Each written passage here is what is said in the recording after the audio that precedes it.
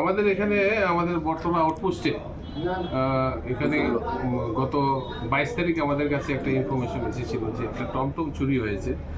TR01ER 3706 নাম্বারের একটা টমটম চুরি হয় এবং তার আগের দিনও আরেকটা টমটম চুরি হয় বলে আমাদের কাছে খবর আসে, TR01ER 0422।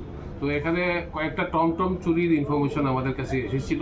তারপর OC Battala sub inspector Shubhajit Deb এবং আমাদের রামনগর আউটপোস্টের OC sub inspector Shubhendu Das তাদের সঙ্গে নিয়ে একটা টিম গঠন করে আমরা কারা এই টমটমগুলি চুরি করছে এটা আমরা তদন্ত শুরু করি একটা কেস দিয়ে।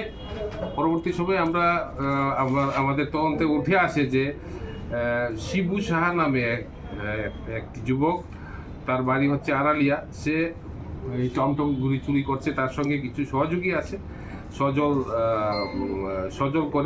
সরকার এবং সুরজিৎ দেবনাথ নামে আরেকজন আছে, যেগুলি এই টমটমের ব্যাটারিগুলি তারা এগুলি খুলে নেয়, তারপর এগুলি বিক্রি করে দেয়।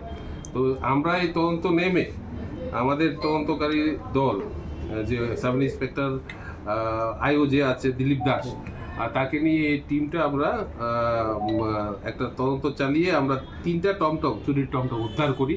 আপনাদের ওই সামনে আমাদের রাখা আছে এবং ব্যাটারিও আমরা উদ্ধার করি। প্লাস যে চুরের দল যে বাইকটা ইউজ করতো সেই বাইকটাও আমরা উদ্ধার করি, সিজ করি। একটা হিরো ডুয়েট নাম্বারলেস বাইক ছিল। তো এই চুরের দল যারা টমটম চুরি করতো তাদের সম্পূর্ণ দলটাকে আমরা গ্রেপ্তার করতে সক্ষম হই। তাদের 1-2জন সহযোগী আছে যারা আমাদের এই ব্যাটারিগুলি ডিসপোজ করতো, তাদের ভিতর থেকে একজনকে ধরা হয়েছে, আরও 1-2জন আছে। আমরা তাদেরকে খুব শীঘ্রই গ্রেপ্তার করতে পারবো বলে আমরা বিশ্বাসী। এবং যারা এই আসামি গ্রেপ্তার হয়েছে তাদেরকে আমরা আজকে পুলিশ রিমান্ডের জন্য পাঠাচ্ছি আদালতের কাছে, এবং পুলিশ রিমান্ডে আসার পর আমরা তাদের আরও অন্য কারা কারা সহযোগী আছে তাদেরকে আমরা গ্রেপ্তার করতে পারবো বলে আমাদের বিশ্বাস। টোটাল কতজন চোর? আজকে তো আমরা এখানে 3জন চোর যে গ্যাং, 3জনকে আমরা গ্রেপ্তার করেছি। কয়টা টমটম? 3টা টমটম, একটি টমটমের ব্যাটারি আছে আর একটা বাইক আছে।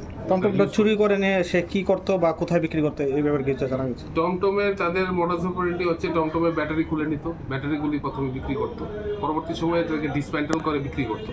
তো ব্যাটারি যারা ওই যে সহযোগী আছে সুরজিৎ দেবনাথ, সেই ওই ব্যাটারিগুলি ডিসপোজ করতো। তাদের সঙ্গে আরও আছে কয়েকজন, কিন্তু আমরা যার কাছে বিক্রি করতো, যারা তাদেরকে হেল্প করতো, তাদের ভিতর থেকে একজনকে পেয়েছি। আর যারা অন্যরা আছে তাদেরকে আমরা এই আসামিদের পুলিশ রিমান্ডে নিয়ে আসার পর তাদের থেকে আমরা জিজ্ঞাসাবাদ করে বের করব।